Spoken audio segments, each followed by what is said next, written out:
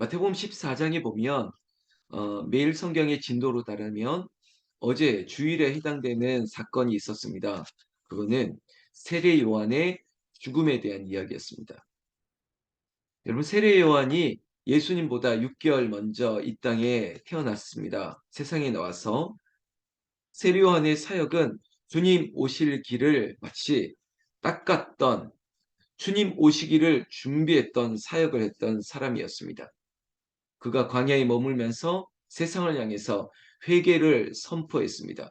그리고 요단강에서 세례를 베푸는 이름 그대로 세례 요한처럼 물로 세례를 베풀었지만 내 뒤에 오실 예수를 향해서 그는 너희에게 성령으로 세례를 베풀 것이라고 말했던, 정말 예수님께서도 사람들 가운데 이보다 더 큰 자가 없다고 말할 정도로 세례 요한에 대해서 칭찬을 아끼지 않았었습니다. 그 세례 요한이 분봉왕 헤롯에 의해서 살해를 당했습니다. 여러분, 수급이라 그러죠. 목 잘림을 당했습니다. 그렇게 순교를 당하고 나서 제자들이 뿔뿔이 흩어졌습니다. 그런 사건을 뒤로 하고 오늘 예수님께서 하신 일들을 우리는 보게 될 텐데, 여러분, 세례 요한이 죽었다는 소식을 듣고 예수께서 13절 들으셨다고 얘기하고 있습니다. 세례 요한의 죽음의 사건을 세례 요한의 제자를 통해서 들었습니다. 그러면 예수님께서는 어떻게 해야 될까요?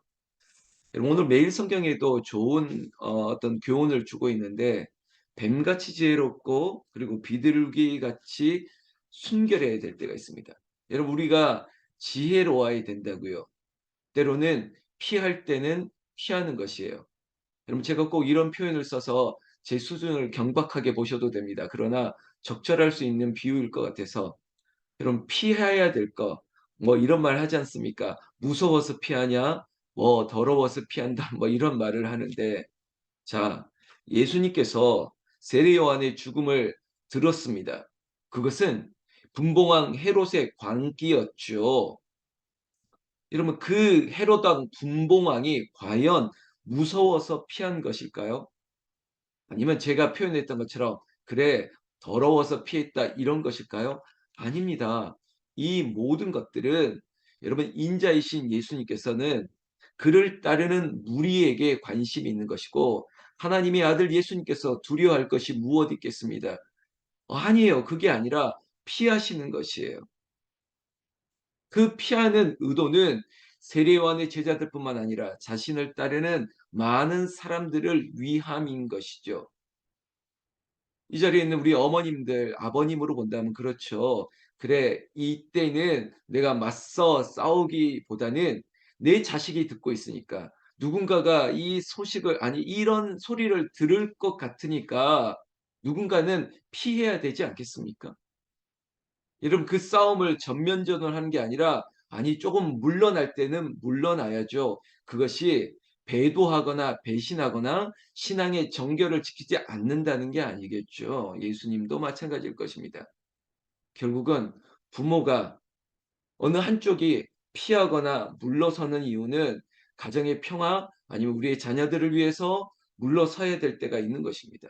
예수님도 그 세례안의 죽음, 지금은 헤롯의 광기가 예수 믿는 사람들에게도 해함을 입을 수도 있고 자신을 통해서 모든 사람에게 잃어버릴 수 있는 일들을 걱정하시기 때문에 일단 예수께서 피하셨습니다. 어디로? 배를 타고 따로 빈들에 가셨다고 얘기하고 있습니다. 이곳을 누가복음에는 벳세다 주변이었다라고 얘기를 하는데요. 자, 일단은 그 사건 뒤로 하고 배를 타고 따로 벳세다 근처 광야 빈들로 가셨는데, 여러분, 제가 아까 모두에 말씀했던 세례요한의 사건으로 많은 사람들이 두려워했습니다. 그 두려움 때문에 어쩌면 예수님께로 더 가까이 나오셨을 겁니다. 세례요한을 따르는 많은 무리들도 이제는 따를 자가 없기 때문에 이제는 예수님께로 더해질 수밖에 없는 그런 상황을 여러분들이 염두에 두시라는 거죠. 자, 이렇게 많은 무리들이 따라왔습니다. 제가 이 사실을 조금 더 상세하게 얘기하는 것은, 표현을 한다면 얼마나 불쌍한 무리들입니까? 이제는 따를 사람도 없습니다. 의지했던 사람도 없다고 했던 세례 요한의 제자들과 무리들도 포함됐을 것입니다. 그리고 헤롯의 광기를 보며 두려워 떨던 사람들도 이곳에 있을 것입니다. 얼마나 불쌍한 무리들입니까? 이들에게 예수님은 무엇을 해야 될 것인가? 여기서부터 우리의 질문을 가지고 성경 말씀을 조금 더 보는 거지요. 무리들이 따라왔습니다. 14절. 예수께서 나오사 큰 무리를 부시고 불쌍히 여기사 그 중에 있는 병자를 고쳐 주시니라. 여러분, 예수님도 어쩌면은 세례 요한의 그 살해 순교를 보면서 인간적인 마음으로 나도 그다음 타겟이겠구나. 나도 죽을 수 있겠구나. 그런 두려움으로 인간적으로는 숨을 수도 있겠죠. 제가 피했다는 표현들을 한다면. 그러나 예수님의 관심은 이 땅에 오셨던 성육신의 이유는 우리를 구원하시기 위함이기 때문에 결국은 자식을 위해서라면 부모 누구든 간에 그 자식을 위해서라면 나의 목숨도 아끼지 않겠다라는 게 우리 아버지 어머니의 마음인 것을 알기에 예수님도 지금 이 자리에 있는 무리를 보시고 불쌍히 여기사 그 중에 병자들을 고치시기 위해서 나오시는 거예요. 나타나신 것입니다. 아마 자객이 있거나 아니면 헤롯이 보낸 사람들도 왜 있지 않겠습니까? 그러나 그거보다 불쌍히 여기는 마음, 그 중에 병자들이 있는 것을 보고 그들 앞에 나서고 있다는 것이죠. 성경 말씀 15절 보시면요. 저녁이 되매 제자들이 나와 이르되 이곳은 들이요 때도 이미 저물었으니 무리를 보내어 마을에 들어가 먹을 것을 사 먹게 하소서 이렇게 되고 있습니다. 여러분, 저녁 때가 되어도 사람들이 떠나지 않고 있습니다. 예수님 주변에 머물러 있다는 것입니다.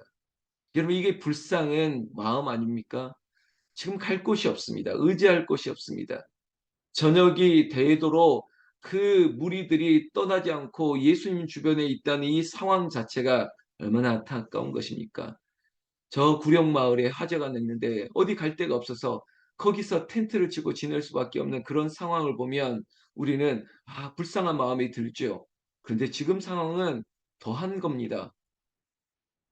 헤로당 분봉왕의 광기에 또 어디 의지할 데가 없습니다. 그저 예수님만 바라보고 저녁이 돼도 갈 데 없는 이 무리들에게 무엇을 해줘야 될까요? 예수님은 제자들에게 저들을 먹여야 될 것을 알려주고 있습니다. 그런데 문제는 이 많은 무리들, 이 많은 사람들에게 무엇으로 배불리 먹게 할 것이냐 이것이죠. 제자들의 현실적인 대안은 이겁니다. 각자 도생하는 거죠. 각자 마을로 내려가서 먹을 것을 사 먹게 하는 것, 그거밖에 없습니다. 우리에게 가진 것, 우리의 재정이 없습니다. 우리가 가진 것 없으니 우리가 해줄 수 있는 게 없습니다. 내려가서 각자 살아야 됩니다. 이거죠. 그러나 예수님께서는 이렇게 말씀하고 있습니다. 16절에 예수께서 이르시되 갈 것 없다. 너희가 먹을 것을 주라라고 얘기하고 있습니다. 여러분, 저는 오늘 등장하는 사람들의 반응들을 좀 봐야 될 텐데요.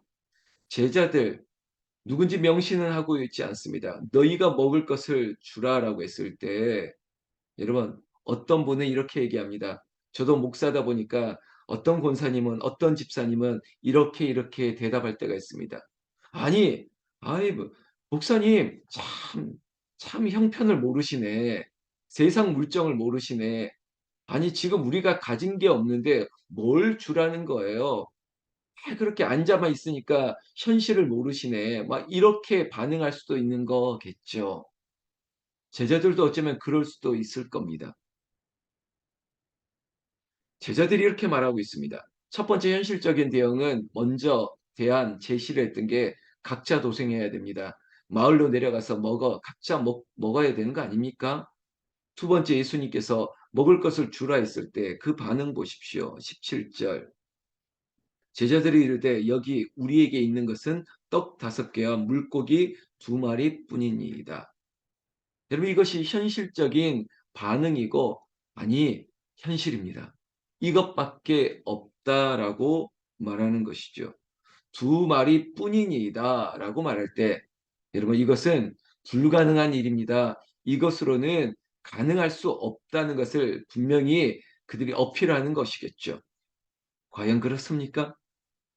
여기서 예수님의 생각과 우리의 생각이 충돌을 일으킬 수 있다는 것이죠. 여러분, 저는 어제 우리가 샬롬 축복 전도 기간이라고 얘기하고 있습니다. 제가 작정했던 사람이 있었거든요. 어제 그분을 만났습니다. 그리고 저는 기도했던 대로 이 마음을 전했는데, 글쎄요, 이제 뭐, 목사가 전도했던 사람이 정말 과연 올까, 이렇게 보셔도 되는데, 약속을 했습니다. 오시겠다고. 그리고 그 나아가서 세례를 받으시라고, 세례를 받겠다고. 그 약속을 했습니다. 그리고 그 약속을 받고 어제 밤늦게 오는데 얼마나 마음이 든든한지요. 그리고 제가 그냥 말로만 하는 게 아닙니다. 저도 그 헌신과 작정, 그것을 지키기 위해서 저도 움직이는 것이거든요.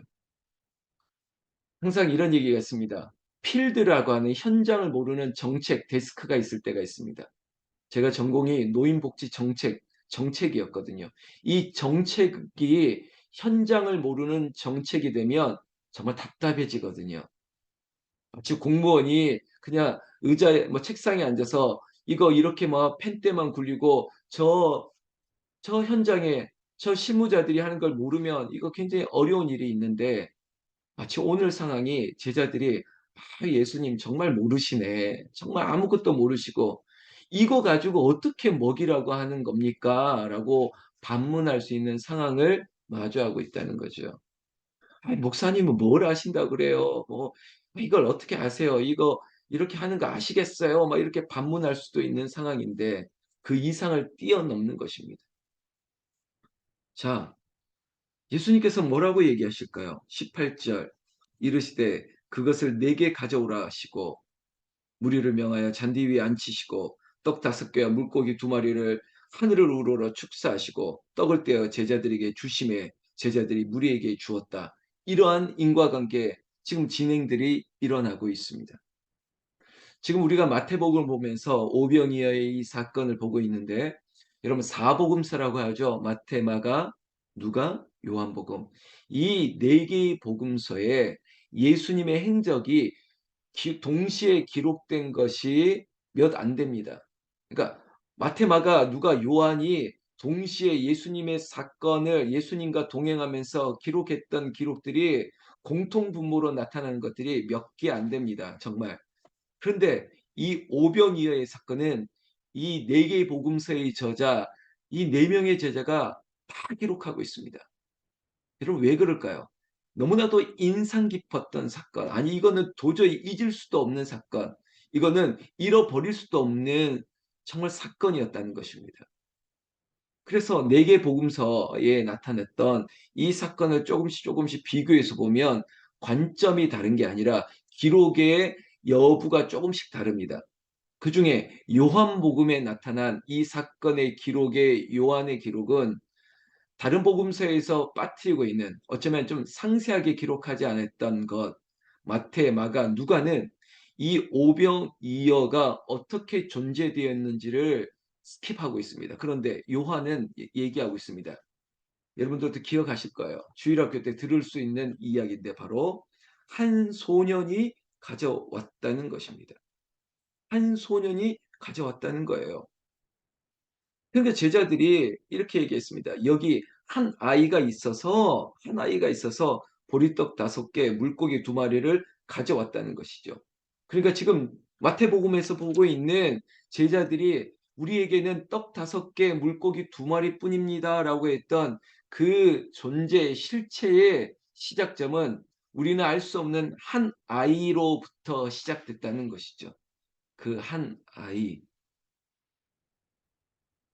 그 5개라고 하는 실존, 현실 앞에 제자들이 이것뿐입니다라고 얘기했던 부정적인 견해, 어쩌면은 이것밖에 없다라고 하는 현실의 한계를 극복하면서 예수님도 어쩌면 이렇게 생각했을 겁니다. 예수님에게 정신 차리세요. 선생님, 이거 이렇게 하는 게 아니에요. 우리의 말을 들으세요. 현실적으로 밖으로 차. 내려 보냅시다. 보냅시다. 안 됩니다. 그러나 예수님께서 제자들에게 가져오라 명하시고, 여러분 동사를 주목하라고도 얘기하는데 가져오라, 그리고 그것을 올리고 축사하시고 떼어 주시고 막 이런 과정들. 여러분 믿음은 동사라고 얘기했지 않습니까?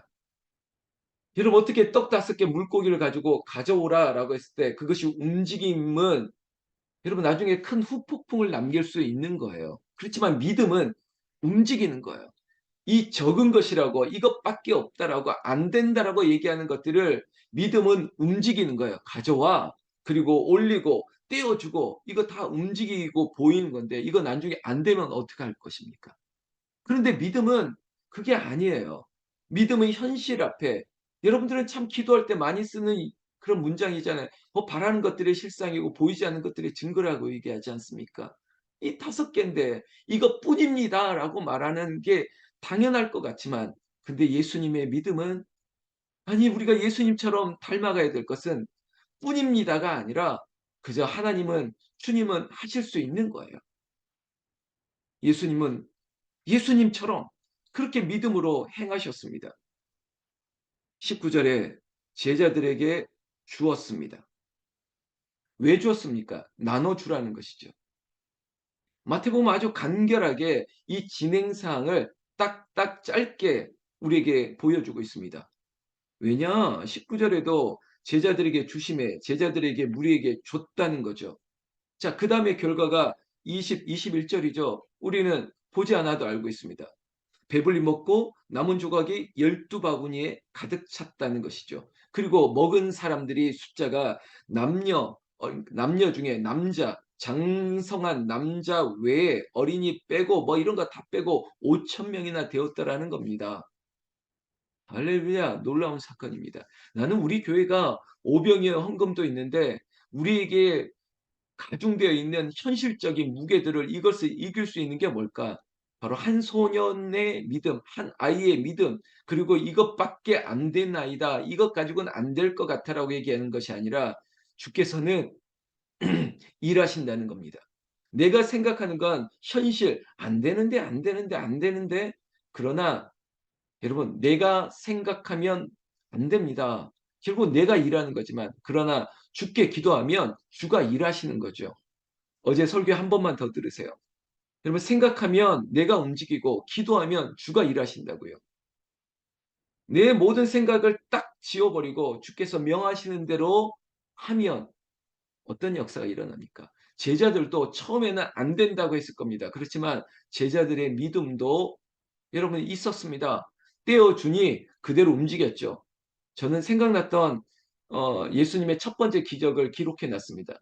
뭐죠? 가나의 혼인잔치의 기적이었죠. 물로 포도주를 만들었을 때, 제가 지금 얘기하는 것은 제자들의 믿음을 얘기하는 것이고 그 하인들의 믿음이고, 나는 이 자리에 있는 우리 북한산 기도원 새벽 기도 용사들의 믿음이었으면 좋겠다는 대목이 이겁니다. 하인들에게 불렀습니다. 분명히 그 하인들은 이 포도주가, 그러니까 변한 상태니까 그렇지만 모르겠죠. 이 물로 채운 것이라는 걸 알죠. 어쩌면은 그들의 당연한 생각은 이건 물이야. 물인데 지금 갖다 주라고 했지 않습니까? 아무리 그저 갑과 을의 관계이기 때문에 하인은 시키는 대로 하면 된다? 제자들은 시키는 대로 하면 된다? 아닙니다. 그 중에 순종하는 믿음이 있는 것이, 그 하인들이 떠서 나눠주기 때문에 그 포도주를 맛볼 수 있었던 것이고, 이 제자들이 떼어 나눠줬기 때문에 그들이 먹을 수 있었던 것이고, 이보다 더 최상급의 포도주가 없다고 맛봤던 사람들, 그 잔치집 사람들, 그리고 배불리 먹고도 12바구니나 남았던 이 빈들에 있던 사람들의 이 기쁨과 감격은 누구로부터 시작했냐? 그 한 아이의 믿음으로부터, 그 포도주를 나르는 하인들의 믿음으로, 그리고 이 떡을 떼어주는 제자들의 믿음으로부터 모든 사람이 기뻐할 수 있었다는 것, 기억하자는 것입니다. 여러분들이 그런 믿음의 소유자 되십시오. 현실을 뛰어넘는, 눈에 보이는 것을 뛰어넘는, 안 된다라고 하는 게 아니라 주께서 명하시면 그대로 하는 거예요. 예수님의 어머니도 그랬지 않습니까? 예수께서 하시는 대로, 예수께서 너희들에게 명하는 대로 그대로 하라는 것입니다. 여러분, 제가 여러분들에게 목사 말을 순종해라 뭐 이런 투로 말하는 거 아닌 거 아시죠? 여러분, 말씀 앞에 순종하는 거예요. 우리의 믿음은 순종하는 믿음입니다. 움직이는 믿음이에요. 안 될 텐데, 안 되는데, 왜 이러지? 자꾸 내 생각과 말로 앞서지 마시고 그저 묵묵히 떼어주라 그러면 떼어주고, 그랬더니 12바구니가 남았더라. 12강주리가 남았더라. 자, 오늘 담임 목사의 마지막 일성입니다. 여러분들의 인생이 오병이어의 기적과 같은, 그것이 남의 얘기가 아니라 나의 이야기가 되고, 여러분들의 가정, 여러분들의 일터, 여러분들의 삶에도 이 오병이어의 넉넉한, 아니 우리는 상상할 수 없는 아주 인상 깊은 기적처럼 우리의 인생에도 오병이어의 기적이, 나는 여러분들의 지금 불을 밝히고 있는 여러분들의 가정에 이런 놀라운 역사가 일어나기를, 나는 우리 주 예수님의 이름으로, 순종하는 믿음의 역사가 일어나기를 우리 주 예수님의 이름으로 축원합니다. 축원합니다. 우리 다 같이 기도하겠습니다.